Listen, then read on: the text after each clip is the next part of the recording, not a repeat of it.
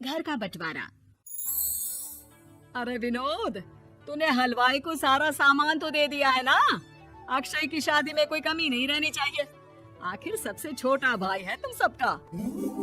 हाँ माँ, आप चिंता मत करो, मैं पूरा ध्यान रखूंगा। मंगल बेटा, तूने तो कहा था कि फूल का ऑर्डर दे दिया है, यहाँ तो फूल पहुँचे ही नहीं। अब क्या बहू की विदाई के बाद फूल आएंगे? माँ, मैंने अभी बात की है फूल वाले से, वो रास्ते में ही है। आप किशोर भैया से क्यों नहीं कहती कुछ करने को? किशोर पहले ही मेरे बताए काम कर रहा है। पास के सभी रिश्तेदारों और मोहल्ले वालों को कार्ड वही तो देकर आया था। रिसेप्शन के लिए हॉल भी उसी ने बुक किया था। टेंट कुर्सी वालों को भी तो वही देख रहा है।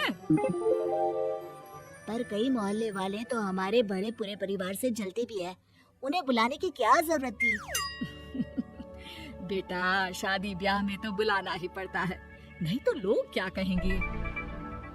दादी दादी देखो ना, हलवाई अंकल हमें लड्डू नहीं दे रहे, आप इनको डांटो ना। अरे चैन सुख दे देना बच्चों को लड्डू, क्यों तंग कर रहा है इन्हें? बीबी जी, मैं कहाँ मना कर रहा हूँ, लेकिन लड्डू बनते ही ये बच्चे उठा उठा कर खा लेते हैं। अरे मैं तो इन्हें थाल में रख के परोस भी नहीं पा रहा। भागो, अब कोल्ड ड्रिंक पीने चलते हैं। भागो भागो, अब कोल्ड ड्रिंक पीने चलते हैं। जैसे कि आप देख रहे हैं, आज इस घर के सबसे छोटे बेटे अक्षय की शादी है। घर में बहुत चहल पहल है। कुलभूषण की बीवी कमला को फुर्सत ही नहीं है कामों से, लेकिन कुलभूषण और घर के बाकी लोग कहाँ हैं? आइए देखते हैं। अजी, आप यहाँ आराम से बैठकर गाने सुन रहे हो और घर में अभी तक इतने काम बचे हैं करने को। अरे भाई, मेरे सबसे छोटे बेटे की शादी है, इसके बाद तो मैं अब चिंता मुक्त हो ही जाऊंगा। और फिर घर में तुम हो, बेटे बहुएं हैं, तुम लोगों के होते हुए मैं क्यों काम करूं? मैं तो शान से बेटे की शादी में जाऊंगा तैयार होकर।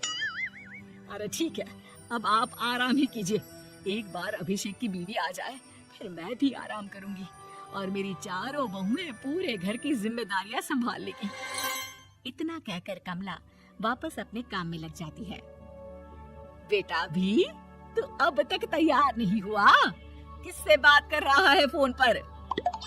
तैयार कैसे हो? सैलून जाने से तो आपने मना किया है, क्योंकि मुझे हल्दी लग चुकी है। भाभीयों को देखो, सुबह से पार्लर में है। अक्षय की शादी हो जाती है और नंदिता बहू बनकर घर आ जाती है, लेकिन इस घर की खुशियों को मानो किसी की नजर लग गई थी। नंदिता के आने के बाद आए दिन घर की शांति भंग होती रहती। अपने माँ बाप की इकलौती बेटी को इतने बड़े परिवार की जिम्मेदारियां कहाँ संभालनी थी? अभी देखो ना, मेरे हाथों की मेहंदी भी अभी नहीं उतरी है और तुम्हारी मम्मी ने मुझे घर के कामों में लगा दिया। मैंने सोचा था कि घर की सबसे छोटी बहू होने के कारण मुझे सब पलकों पर बिठा के रखेंगे, पर यहाँ तो पलक झपकने की भी फुर्सत नहीं मिलती। देखो नंदू, शादी के पहले ही मेरे घर वालों ने तुम्हें और तुम्हारे पेरेंट्स को बता दिया था कि मैं जॉइंट फैमिली में रहता हूँ, तो फिर अब ये शिकायत क्यों? और फिर तुमसे पहले मेरी भाभी भी तो आई थी शादी करके, उन्होंने तो कभी कुछ नहीं कहा। नंदिता तब तो चुप हो जाती है, लेकिन ऐसा बहुत दिनों तक नहीं चलता। अरे नंदिता, माँ बाबूजी की दवाई का टाइम हो गया है, उन्हें दवाई दे आओ और उसके बाद सबके लिए नाश्ता बना देना। पर भाभी, मैं तो अभी अपना फेवरेट सीरियल देख रही हूँ, प्लीज मेरी जगह आप कर लो ना ये काम।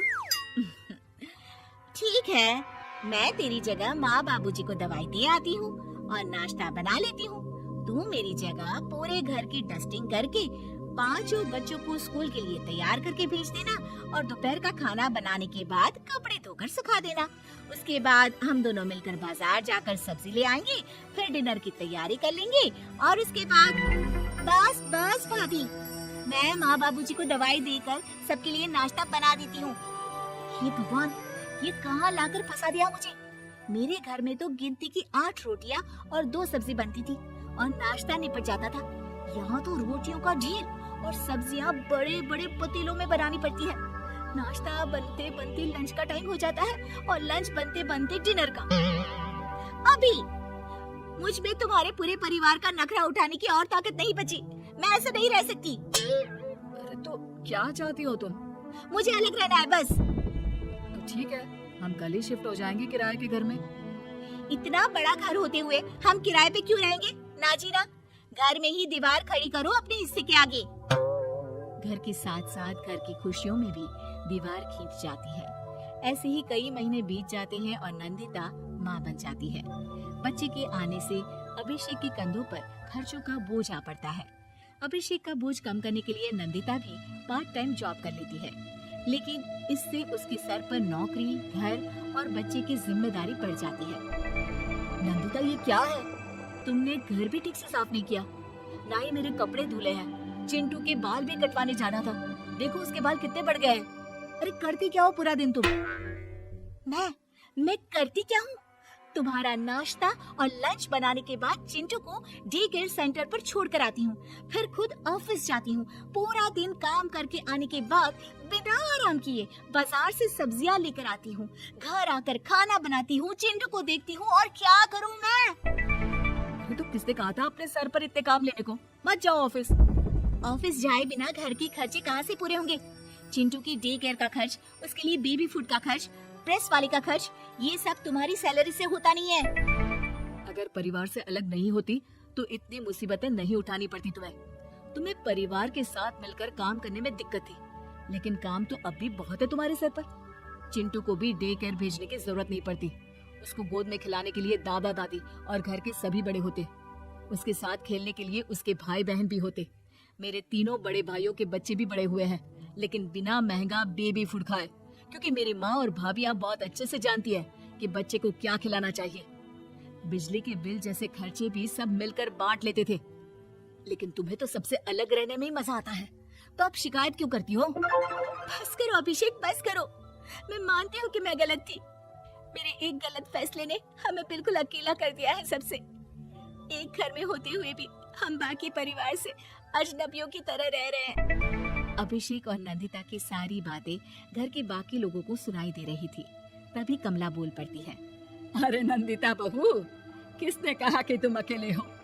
तुम्हारा इतना भरा पूरा परिवार है ना तुम्हारे साथ। हम तो बस ये चाहते थे कि तुम अपनी गलती समझ जाओ। अगर हम तुम्हें समझाते तो शायद तुम ना समझती, लेकिन अपनी गलती का एहसास तुम्हें खुद हो गया है, तो अब तुम समझ चुकी हो परिवार में एक साथ रहने का मोल क्या होता है। मम्मी जी, मुझे माफ कर दीजिए, अब ऐसा दोबारा कभी नहीं होगा। अरे माफी बाद में, पहले मेरा पोता जरा मेरी गोद में तो दे, और तू जाकर सबके लिए चाय बना ला।